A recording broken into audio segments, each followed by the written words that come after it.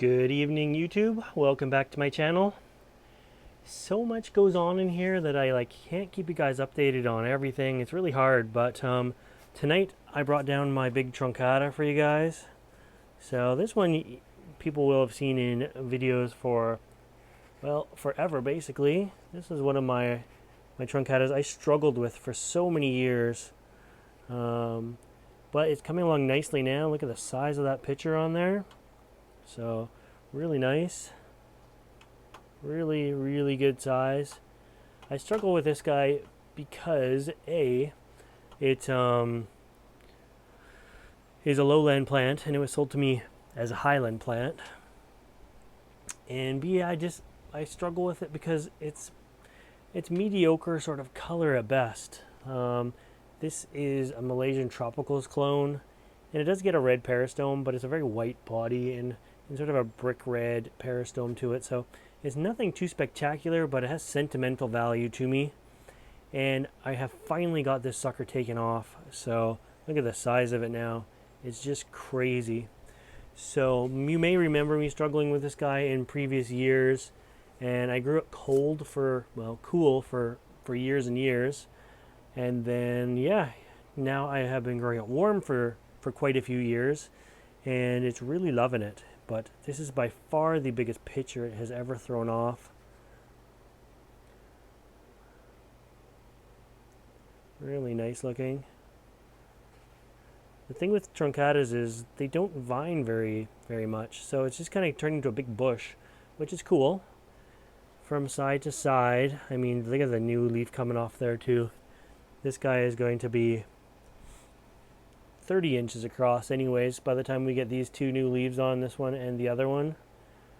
But yeah, I grew it warm and I put it in a big size hanging pot, and it hangs up on the ceiling in the lowland side of the greenhouse now.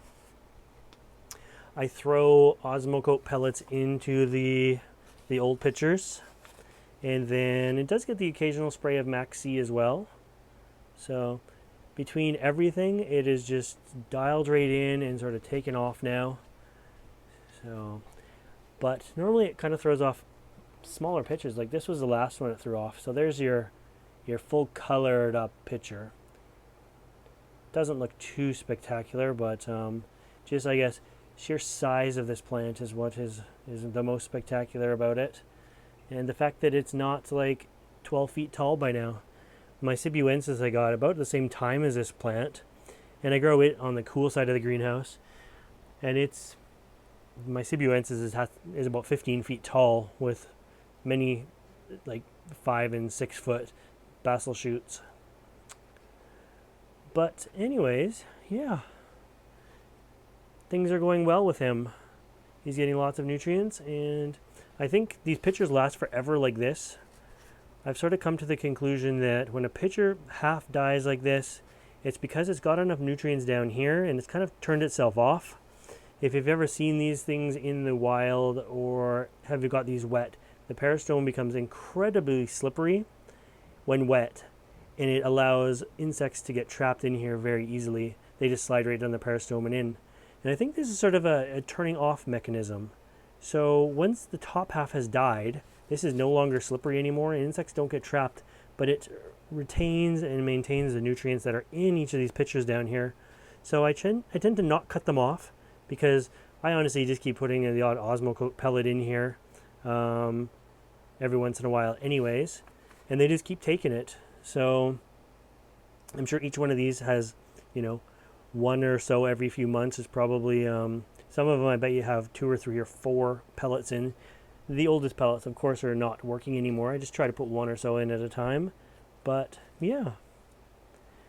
There we go. Anyways, truncata is now updated. I hope you liked this video. If you want to see more videos like this, make sure you subscribe to my channel. I should take a note, I did bring this down for you here. It's not usually hanging in my doorway. It's usually on the other side of the curtain there, hanging up high. But anyways, we will see you again soon. Bye for now.